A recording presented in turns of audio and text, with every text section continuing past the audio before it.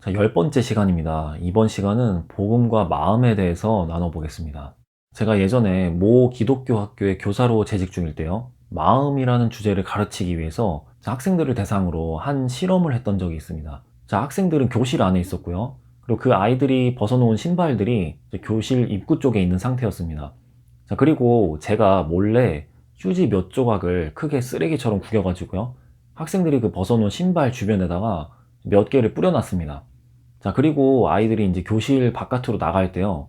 그 큰 휴지 쓰레기를 자, 바로 가까이에 있는 쓰레기통에 버리는 그런 착한 학생이 있는지 카메라를 통해 관찰을 해보았습니다. 자, 그러나 안타깝게도 휴지를 줍는 학생은 단 한 명도 없었습니다. 자, 휴지들 사이에 있는 자기 신발을 신으면서도 그 큰 휴지 쓰레기에는 아무도 손을 대지 않았습니다. 자, 그리고 이후에 그 학생들이 포함된 팀들을 대상으로 교실 내에서 한 가지 게임을 진행했습니다. 자, 교실 안 곳곳에 많은 양의 이제 휴지 쓰레기들을 버려놓고요. 제한 시간 안에 그 휴지들을 다 주워오면 상품을 주기로 하였습니다.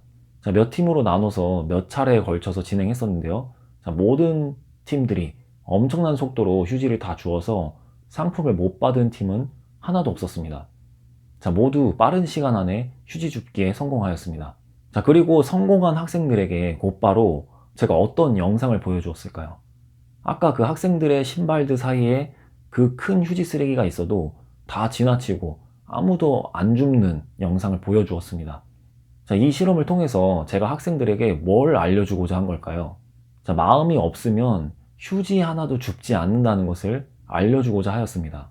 자, 휴지를 집을 능력이 없다거나 손이 없다거나 휴지가 너무 무거워서 혹은 버리는데 시간이 오래 걸려서 줍지 않는 것은 아니었죠. 자, 핑계할 수 없도록 이미 받은 상품을 통해서 내가 얼마나 휴지를 빨리 줍는지도 검증은 마친 상태였고요. 자, 이처럼 사람은 마음만 있으면 하기 싫었던 일이라도 해내고야 말지만, 자, 마음이 없으면 휴지 한 장도 들어 올리지 않고 들 수도 없는 존재라는 것입니다. 자, 사람은 마음을 따라 행하고 마음을 따라 행하지 않기도 하는 그러한 존재입니다. 자, 그 유명한 원효 대사의 이야기를 아시나요? 자, 원효 대사가 앞이 거의 보이지 않는 어느 캄캄한 밤에 한 동굴 안에서 목이 말라서 물이 있는지 찾아봤는데 어둠 가운데에서 한 바가지를 발견했습니다. 그리고 그 안에 있는 물을 시원하게 마셨습니다. 자, 정말 달게 마시고 잠이 든 원효는 다음날 아침에 일어나서 깜짝 놀랐습니다. 자, 물이 담긴 바가지라고 생각했던 그 물체가 다름 아닌 해골 바가지였던 것입니다. 자, 어둠 속에서 해골 안에 고인 더러운 물을 마셨던 거죠. 자, 그 사실을 마음으로 깨닫자 원효는 한참을 토했습니다. 자, 그리고 한 가지 큰 깨달음을 얻었습니다. 어제 아무것도 모르고 마셨을 땐 그렇게 달던 물이 해골 물이었음을 알게 되니 완전히 달라진 자신의 반응을 보면서요. 만사가 마음에 달려 있음을 깨닫게 된 것입니다.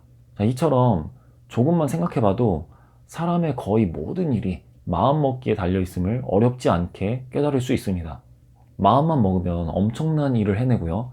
심지어 하나뿐이 목숨을 걸고 8,000m가 훌쩍 넘는 에베레스트 산에도 오르기도 합니다. 자, 마음이 없으면 집 앞 편의점에 가는 것도 귀찮아하죠. 자, 이처럼 마음은 사람을 움직이는 배의 키와 같습니다. 자, 신명기 30장 11절, 14절 말씀을 함께 읽겠습니다. 내가 오늘 내게 명령한 이 명령은 내게 어려운 것도 아니요 먼 것도 아니라 오직 그 말씀이 내게 매우 가까워서 내 입에 있으며 내 마음에 있은즉 내가 이를 행할 수 있느니라. 하나님께서 이스라엘 백성들에게 주신 명령은 지키고자 하는 마음만 있다면 지킬 수 있음을 말씀하십니다. 자, 결국 우리가 마음으로부터 주님을 믿고 의지한다면 우리의 삶과 행실로도 주님을 믿게 될 것입니다. 마음이 있느냐 없느냐가 핵심임을 기억하세요. 자, 어느 공원에 한 아빠와 아들이 함께 있었습니다. 자, 그곳에서 아빠가 아들에게 대뜸 물었습니다. 아들아, 아빠 믿지? 자, 그런데 그 아들은 사실 마음 안에 아빠에 대해 온전한 신뢰가 안 되고 의심이 가고 심지어는 아빠를 믿고 싶지도 않았습니다. 자, 마음은 그런 상태임에도 아들은 믿는다고 말씀드리지 않으면 아빠에게 혼날까봐 어쩔 수 없이 대답했습니다. 아빠를 믿어요. 자, 이 아들은 아빠를 믿는 겁니까? 안 믿는 겁니까? 자, 마음 안엔 의심이 가고 믿어지지도 않고 심지어 믿고 싶지도 않은데 입으로는 아빠를 믿는다고 말은 했으니 믿는 겁니까? 자, 정확히 결론을 내리자면 안 믿지만 입으로 거짓말을 한 거죠. 자, 마찬가지로 우리가 하나님 아버지께 믿는다고 입으로 신앙 고백을 아무리 달달 외우고 찬양하고 해도요, 자, 마음으로부터 하나님을 믿지도 신뢰하지도 않는 상태라면 거짓 고백에 불과하다는 것입니다. 자, 로마서 10장 10절 말씀을 함께 읽겠습니다. 사람이 마음으로 믿어 의에 이르고 입으로 시인하여 구원에 이르느니라. 자, 마음은 믿음의 주소지입니다. 마음 안에서부터 하나님을 믿어야 의에 이르게 되고 마음에 믿어진 바를 입으로 시인하여 구원에 이르게 됩니다. 자, 마음과 입으로의 고백 둘 다 중요합니다만 뭐가 먼저냐는 순서를 논하기보다는요. 자, 입보다는 마음이 근본적인 의미에서 더 중요하다는 것을 분명하게 하고 싶습니다. 자, 혹시 입으로 시인만 하면 무조건 구원받는다는 위험한 생각 혹은 그런 태도를 갖고 계셨다면 속히 그 거짓에서 벗어나시길 바랍니다. 자, 주문을 외운다고 구원받는 것이 아닙니다. 자, 로마서 2장 28절에서 29절 말씀을 함께 읽겠습니다. 무릇 표면적 유대인이 유대인이 아니요 표면적 육신의 할례가 할례가 아니니라. 오직 이면적 유대인이 유대인이며 할례는 마음에 알지니 영에 있고 율법 조문에 있지 아니한 것이라. 그 칭찬이 사람에게서가 아니요 다만 하나님에게서니라. 자, 우리가 성경 말씀을 계속 개역 개정으로 읽고 있는데요. 이번엔 동일한 말씀을 세 번역으로 한 번 더 읽어보겠습니다. 자, 겉모양으로 유대 사람이라고 해서 유대 사람이 아니요 겉모양으로 살같이 할례를 받았다고 해서 할례가 아닙니다. 오히려 속사람으로 유대 사람이니가 유대 사람이며 율법의 조문을 따라서 받는 할례가 아니라 성령으로 마음에 받는 할례가 참 할례입니다. 이런 사람은 사람에게서가 아니라 하나님에게서 칭찬을 받습니다. 자, 겉으로 성경책 들고 교회에 왔다 갔다 하며 자, 입으로만 따라한다고 해서 다 성도가 아니라 마음으로부터 성도인 사람이 참 성도라는 의미입니다. 자, 하나님께서는 교회에 나왔으니 무조건 구원, 교회 건물에 안 나왔으니 무조건 지옥, 자, 구원의 주문을 외웠으니 구원, 안 외웠으니 지옥. 자, 이렇게 자동 판매기나 로봇과 비슷한 그런 분이 절대로 아니십니다. 자, 사무엘상 16장 7절 말씀을 함께 읽겠습니다. 여호와께서 사무엘에게 이르시되 그의 용모와 키를 보지 말라. 내가 이미 그를 버렸노라. 내가 보는 것은 사람과 같지 아니하니 사람은 외모를 보거니와 나 여호와는 중심을 보느니라 하시더라.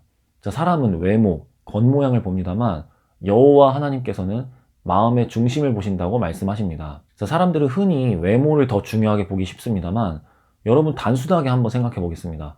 자, 어떤 사람이 순하고 부드러운 외모를 갖고 있는데 마음 안에는 악마 같은 마음을 품고 있다면 그는 순하고 부드러운 사람입니까? 아니면 악마 같은 사람입니까?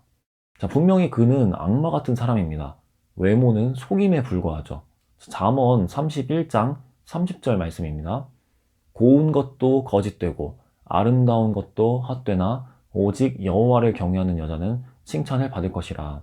자, 이어서 잠언 23장 7절 말씀을 함께 읽겠습니다. 대저 그 마음의 생각이 어떠하면 그 위임도 그러한즉 그가 내게 먹고 마시라 할지라도 그의 마음은 너와 함께하지 아니함이라. 세 번역으로 한 번 더 읽어보겠습니다.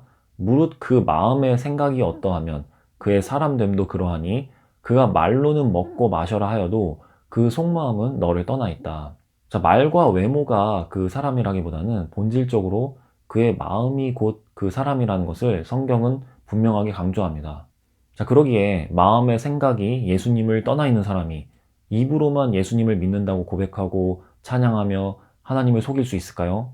자, 다른 사람을 속일 수는 있을 겁니다. 자, 그리고 자기 자신도 속일 수도 있습니다. 자, 그러나 사람이 신을, 하나님을 속인다는 것은 절대로 불가능합니다. 자, 갈라디아서 6장 7절 말씀을 함께 읽겠습니다. 스스로 속이지 말라. 하나님은 업신여김을 받지 아니하시나니 사람이 무엇으로 심든지 그대로 거두리라. 절대 스스로 속이지 마십시오. 마음으로부터 예수님을 믿어야 진짜 믿는 것입니다.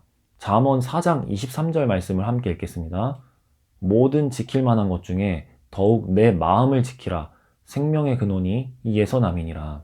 자, 그래서 성경은 모든 지킬 만한 것들 중에 머리를 지켜라, 눈을 지켜라, 뭐 이렇게 말씀하시지 않고요. 마음을 최우선순위로 지키라고 말씀하십니다. 자, 그 마음이 곧 생명의 근원이기 때문입니다. 자, 그렇다면 다른 모든 것들보다 가장 중요한 이 마음에 대해서 성경은 어떤 진단을 내리실까요? 자, 예레미야 17장 9절 말씀을 함께 읽겠습니다. 만물보다 거짓되고 심히 부패한 것은 마음이라 누가 능히 이를 알리오마는. 자, 세 번역으로도 읽어보겠습니다. 만물보다 더 거짓되고 아주 썩은 것은 사람의 마음이니 누가 그 속을 알 수 있습니까? 자, 역설적이게도 성경은 마음이 생명의 근원이라고 하심과 동시에 그 마음이 아주 썩었다고 선언하십니다. 자, 하나님께서 인간의 마음을 썩은 상태로 창조하신 걸까요? 자, 그렇지 않습니다. 창세기 3장에서 첫사람 아담이 하나님께서 먹지 말라고 하신 선악과를 먹게 됨으로 인해 마음이 거짓되고 부패하게 된 것입니다. 자, 전도서 7장 29절 말씀을 함께 읽겠습니다. 내가 깨달은 것은 오직 이것이라 곧 하나님은 사람을 정직하게 지으셨으나 사람이 많은 꾀들을 낸 것이니라. 사람과 동물은 서로 많은 다른 점이 있습니다만 결정적인 차이점이 무엇입니까? 하나님께서는 사람을 하나님과 영원히 교제할 수 있는 영적인 존재로 만드셨다는 것입니다. 그러나 인간의 범죄로 인해 그 영적인 기능이 깨어지면서 희미한 기능만이 남게 되었습니다. 그 기능이 바로 인간의 양심이라고 할 수 있습니다. 동물들은 자신의 욕구에만 충실하지만 사람은 희미한 영의 기능인 양심을 따라서 내적인 갈등들을 크고 작게 느끼며 살아갑니다. 예를 들면 사람이 어떤 죄를 짓고 싶을 때 양심이 그 마음 안에서 크고 작게 소리칩니다. 양심이 너 그러면 안 돼. 그러면 사람은 그래, 안 되겠지. 딱 한 번만 저지르면 안 될까? 그러면 양심은 그래도 안 돼. 옳지 않아. 그러면 사람은 그렇지. 근데 나만 그래? 다른 사람들도 다 그럴 거야. 불신자들에게보다는 그래도 신자들에게 이 양심의 소리가 더 크게 들리겠죠? 신약 성경의 대표적인 인물인 사도 바울도 이 내적인 갈등에서 자유로울 수만은 없었습니다. 로마서 7장 21절에서 24절 말씀을 함께 읽어보겠습니다. 그러므로 내가 한 법을 깨달았노니 곧 선을 행하기 원하는 나에게 악이 함께 있는 것이로다. 내 속사람으로는 하나님의 법을 즐거워하되 내 지체 속에서 한 다른 법이 내 마음의 법과 싸워 내 지체 속에 있는 죄의 법으로 나를 사로잡는 것을 보는도다. 오호라 나는 곤고한 사람이로다. 이 사망의 몸에서 누가 나를 건져내랴. 복음을 아무리 들어도 죄가 끊어지지 않고 끊임없이 죄 앞에서 갈등하게 되고 타협하게 되는 근본적인 요인은 바로 부패한 마음 때문입니다. 에베소서 2장 3절 말씀입니다. 전에는 우리도 다 그 가운데서 우리 육체의 욕심을 따라 지내며 육체와 마음에 원하는 것을 하여 다른 이들과 같이 본질상 진노의 자녀이었더니. 육체와 마음에 원하는 것을 하여 본질상 진노의 자녀였다고 말씀하고 계십니다. 내가 나 자신을 아무리 성도라고 인식하고 있어도요, 육체와 마음의 원함만을 따라 살고 있다면 본질상 진노의 자녀인 것입니다. 그러므로 성도는 육체와 마음의 원함이 아닌 하나님의 말씀, 즉 하나님의 뜻을 따라 살아가는 사람들입니다. 요한일서 2장 17절 말씀을 함께 읽어보겠습니다. 이 세상도 그 정욕도 지나가되 오직 하나님의 뜻을 행하는 자는 영원히 거하느니라. 세상과 정욕과 부패한 마음을 따라서 사는 자들은 영원한 지옥에 갈 수밖에 없지만 오직 하나님의 뜻을 행하는 자만이 영원한 하나님의 나라에 입성하게 될 것입니다. 이번 마음 강의의 핵심을 간단하게 정리해 보겠습니다. 사람의 만사는 마음에 달려 있으며 마음은 사람을 움직이는 배의 키와 같습니다. 말로만이 아닌 마음으로부터 주님을 믿어야만 진짜로 주님을 믿는 것입니다. 그런데 이 마음은 죄로 인해 썩고 부패하였으며 그러기에 사람은 육체와 마음을 따라 살아서는 안 되고 오직 믿음으로 주님을 신뢰하며 하나님의 말씀을 따라 살아야만 합니다. 결론적으로 인간의 마음은 본질적으로 부패했지만 신앙의 향방이 부패한 마음에 따라 좌우로 치우치지 않도록 마음의 중심과 믿음을 지키며 성도로서의 거룩한 삶을 살아가야 할 것입니다. 잠언 4장 23절 말씀을 함께 읽으면서 이번 마음 강의 마무리하겠습니다. 함께 읽겠습니다. 모든 지킬 만한 것 중에 더욱 내 마음을 지키라. 생명의 근원이 이에서 남이니라. 아멘.